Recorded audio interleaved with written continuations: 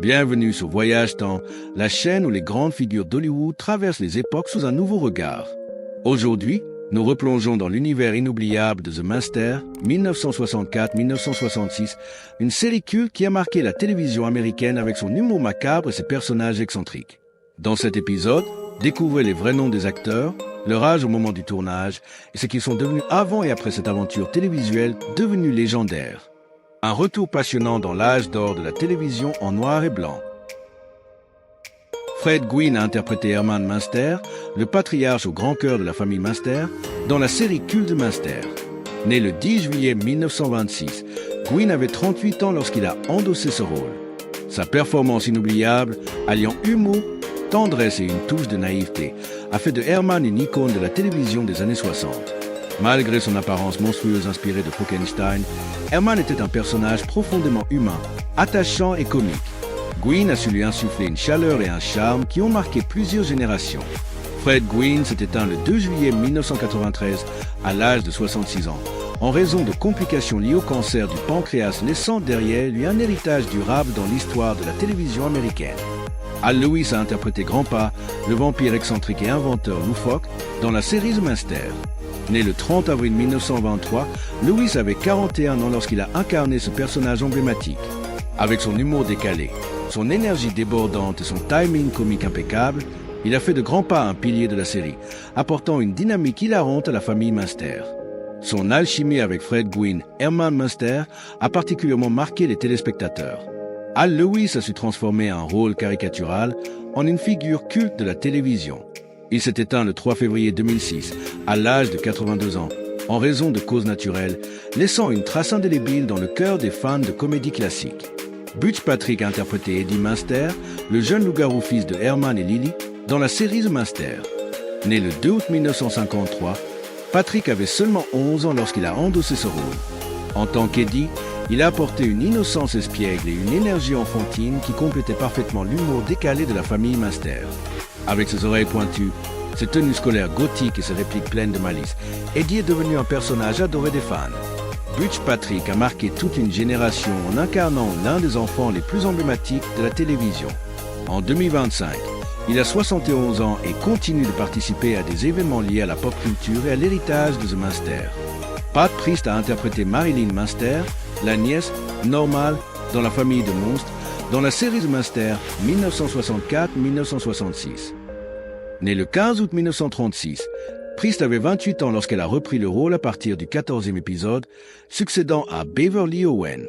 En tant que Marilyn, elle a incarné avec douceur et élégance une jeune femme charmante que sa famille considérait ironiquement comme peu gâtée par la nature. Son contraste avec les autres membres excentriques des Munster a renforcé l'humour absurde de la série. Pat Priest a su faire de Marilyn un personnage tendre et inoubliable. En 2025, elle a 88 ans et demeure une figure respectée et nostalgique de l'âge d'or de la télévision. Beverly Owen a été la première actrice à incarner Marilyn Munster, la nièce humaine normale de la famille dans la série The Master. Née le 13 mai 1937, Owen avait 27 ans lorsqu'elle a débuté dans ce rôle. Avec son charme naturel, sa douceur et sa beauté classique, elle a offert une performance touchante en tant que jeune femme bienveillante, que sa famille de monstres considérait comme une disgrâce en raison de son apparence ordinaire. Bien qu'elle n'ait joué que dans les 13 premiers épisodes, sa version de Marilyn a posé les bases du personnage. Beverly Owen est décédée le 21 février 2019 à l'âge de 81 ans en raison d'un cancer de l'ovaire, laissant un souvenir affectueux dans le cœur des fans de The Master. Chet Stratton a interprété Clyde Thornton, un personnage secondaire dans la série The Master. Né le 31 juillet 1910, Stratton avait environ 54 ans lorsqu'il a incarné ce rôle. Avec sa présence discrète mais efficace, il a contribué à l'ambiance particulière et humoristique de la série. Chet Stratton s'est éteint le 7 juillet 1970 à l'âge de 59 ans, laissant derrière lui une carrière appréciée au cinéma et à la télévision. Edward Mallory a interprété le Dr Jacques Marshall, un personnage récurrent dans la série The Master. Né le 10 juillet 1930, Mallory avait 34 ans lorsqu'il a joué ce rôle. En tant que Jacques, il incarnait souvent le voisin ou un intérêt romantique, apportant une touche de normalité et de charme face à l'excentricité des Munster. Sa performance a ajouté des nuances aux interactions familiales et contribué à l'humour de la série.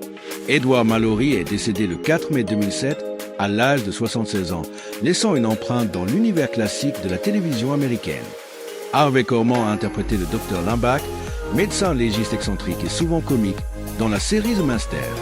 Né le 15 février 1927, Korman avait environ 37 ans lorsqu'il a incarné ce rôle secondaire mais mémorable. Sa prestation a apporté une touche d'humour décalé et un charme unique à la série, renforçant l'ambiance burlesque qui caractérisait The Master. Connu pour son talent comique, Korman a su faire de ce personnage une figure amusante et appréciée des fans. Il s'est éteint le 29 mai 2008 à l'âge de 81 ans, par des complications d'un anévrisme de l'aorte abdominale rompue, laissant un héritage durable dans le monde de la comédie télévisée. Yvonne de Carlo a incarné Lily Munster, la matriarche élégante et pleine d'esprit de la famille Munster, dans la série The Master. Née le 1er septembre 1922, de Carlo avait 42 ans lorsqu'elle a débuté ce rôle. En tant que Lily, elle a su mêler charme, humour et une touche de mystère gothique, incarnant une épouse aimante et une mère protectrice avec grâce et légèreté. Son personnage, mélange de vampire et de glamour hollywoodien, est devenu une icône de la télévision. Yvonne de Carlo a marqué les esprits par son talent et sa présence à l'écran. Elle s'est éteinte le 8 janvier 2007 à l'âge de 84 ans en raison d'une insuffisance cardiaque, laissant un héritage durable dans le monde du divertissement. Paul Lynde a interprété le Dr Edward Dudley, un personnage excentrique et comique, dans la série The Master. Né le 13 juin 1926, Lynde avait 38 ans lorsqu'il a incarné ce rôle secondaire qui a ajouté une touche d'humour pince sans rire à la série. Connu pour son style unique et son timing comique impeccable, Lynde a su donner vie à Dr Dudley avec une excentricité charmante, renforçant l'ambiance burlesque et décalée de The Master. Paul Lynde s'est éteint le 10 janvier 1982 à l'âge de 55 ans, en raison d'une crise cardiaque, et reste une figure mémorable de la comédie télévisée américaine. John Fiedler a interprété Warren Bloom, un personnage excentrique et souvent maladroit, dans la série The Master. Né le 3 février 1925, Fiedler avait environ 39 ans lorsqu'il a incarné ce rôle.